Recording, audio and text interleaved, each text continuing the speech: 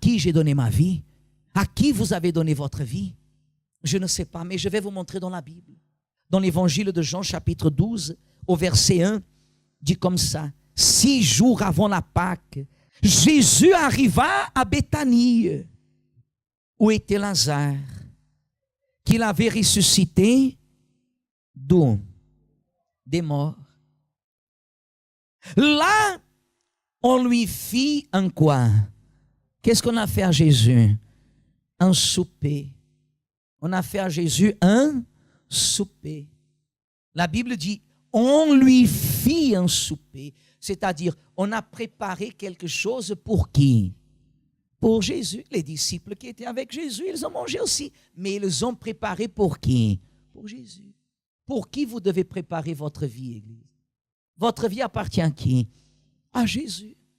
Votre vie n'appartient pas au pasteur. Apprenez ça, Église. Titre d'église, titre de pasteur, ça ne sauve personne. On a fait un souper pour Jésus. Votre correspondance, votre union, votre vision doit être sur qui? Sur Jésus, dit la Bible. Marthe servait. Et Lazare était un de ceux qui se trouvaient à table avec lui.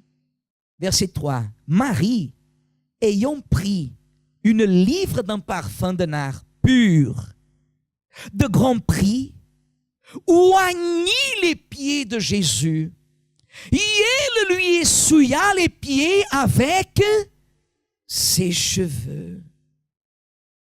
Et la maison fut remplie de quoi? De l'odeur du parfum. Que dit la Bible au sujet des cheveux, au sujet des cheveux à l'époque de la loi? Les cheveux représentent la gloire. N'est-ce pas? Mais que dit la Bible qu'elle a fait? Hein? Elle a pris ce qui était pour la femme, la gloire. Qu'est-ce qu'elle a fait? Elle a essuyé les pieds de Jésus sur lesquels elle avait versé ce nard, ce parfum qui avait un grand prix. Que dit la Bible au verset 4? Un de ses disciples qui était là aussi en train de faire quoi? Regarde le pasteur.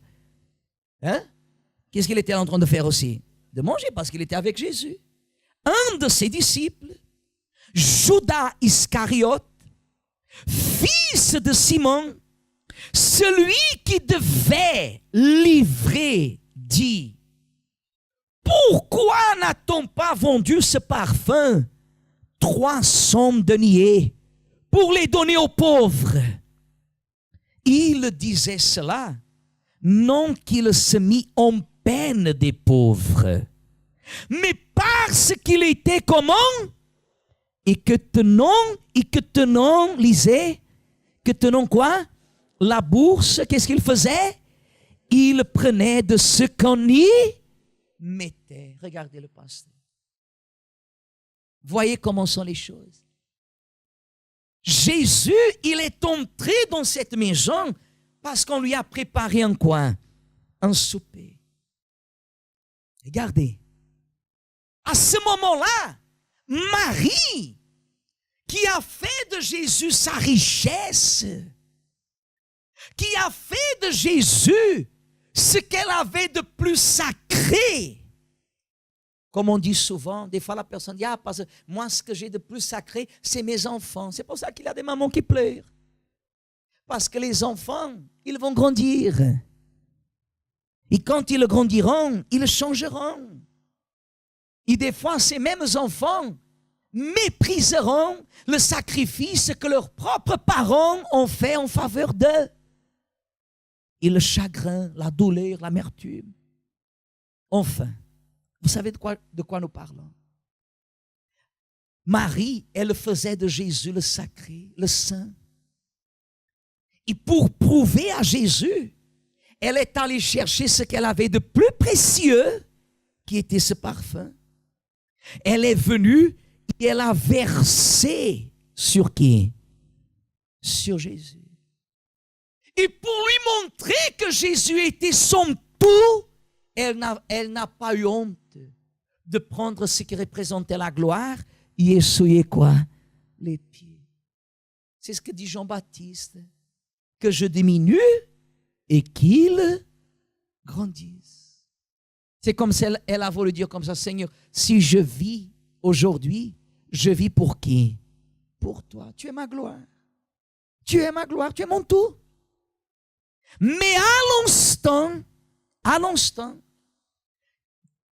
qui la Bible dit qui se s'est senti gêné? Hein? Judas était un quoi? Un disciple. Judas, qui était en train de manger, j'imagine, parce qu'avec ce genre de caractère, ni même manger il savait. Quand il a vu Marie faire... Mais pourquoi faire ça? On aurait pu vendre ce parfum 300 deniers et on donnerait aux pauvres. Dit la Bible, il ne s'intéressait pas aux pauvres. Il s'intéressait à qui? 300 deniers, un an de salaire. Qu'est-ce que c'est le plus sacré pour vous, Église? Regardez le pasteur. Qu'est-ce que c'est le plus sacré? Pour vous, qu'est-ce que c'est le plus important? Qu'est-ce que c'est le plus sacré? Quand la personne dit Jésus, alors elle ne peut pas toucher à quoi? Qu'est-ce qu'elle ne peut pas toucher? À la bourse. Elle ne peut pas toucher. Parce qu'elle sait que la bourse représente ce qu'elle rétribue à Dieu. Mon corps, ma bouche, ma langue, mes oreilles, mes yeux, mes mains, mes pieds sont censés d'être utilisés pour glorifier la richesse de ma vie. Amen. Et qui est la richesse de ma vie? C'est qui? C'est Jésus. C'est Jésus. C'est pour cette raison que dans tous les sens et domaines de notre vie, on doit mesurer comment nous vivons. On doit mesurer.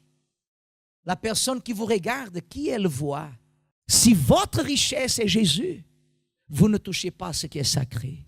C'est à Dieu, c'est à Dieu. Jésus a dit, ce qui est à César, à César. Ce qui est à Dieu, à Dieu. Jésus a dit, vous ne pouvez pas seulement donner la dîme si vous ne pratiquez pas la justice, la miséricorde et l'amour. Vous devrez pratiquer ces choses sans oublier les autres. Mais même comme ça, il y a beaucoup qui disent, non, pasteur, non, on vit dans une autre époque, oui. On vit dans une époque d'essai. Chacun fait ce qu'il veut. Et au moment de la souffrance, on appelle tous pour qui? Pour Jésus. Et ces personnes périssent. Mais qui sont ceux qui ne périssent pas dans le désert? Qui sont ceux qui ne périssent pas dans les situations difficiles? Qui sont ceux qui ne périssent pas dans les tempêtes? Ceux qui ont Jésus. La personne, elle a Jésus avec elle. La tempête arrive, elle résiste. Elle passe par le désert, elle résiste. Elle est abandonnée des hommes, elle résiste. Parce que Jésus est avec elle, elle résiste et elle ne désiste jamais. Parce qu'elle sait que Jésus n'abandonne jamais. Jésus ne désiste jamais. Amen, Église. Parce qu'elle fait de Jésus sa richesse. Quand vous faites de Jésus votre richesse, ce qui est le plus sacré, toutes choses deviennent différentes.